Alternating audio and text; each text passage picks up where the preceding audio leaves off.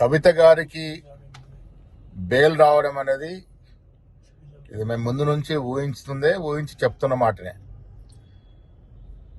ఇన్నాళ్ళు బెయిల్ రాకుండా ఉన్నటువంటి కండిషన్స్ ఇప్పుడు ఎందుకు నిర్వీణం అయిపోయినాయి, ఎందుకు బెయిల్ వచ్చింది అనే అంశం లోతుగా ఆలోచించినప్పుడు మీకు మాకు అర్థం కావాల్సింది, బీజేపీలో బీఆర్ఎస్ విలీన ప్రక్రియ ఈ బెయిల్ ద్వారా మొదలైందని చెప్పొచ్చు.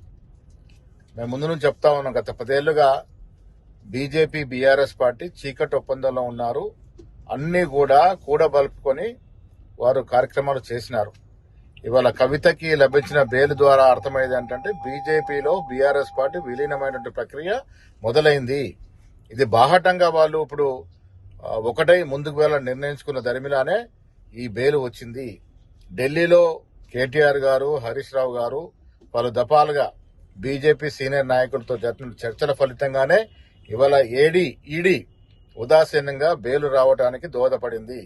సో తెలంగాణ రాష్ట్ర ప్రజలు అర్థం చేసుకోవాల్సింది, ఈ రాష్ట్రంలో అధికారులు కాంగ్రెస్ ప్రభుత్వానికి, రేవంత్ రెడ్డి గారి నాయకత్వానికి ఇబ్బందులు పెట్టడానికి బీజేపీ బీఆర్ఎస్ పార్టీ కూడగలుపుకొని ముందుకెళ్తున్న తరుణంలోనే ఇవాళ ఈ కవిత గారికి బెయిల్ అవడం జరిగింది.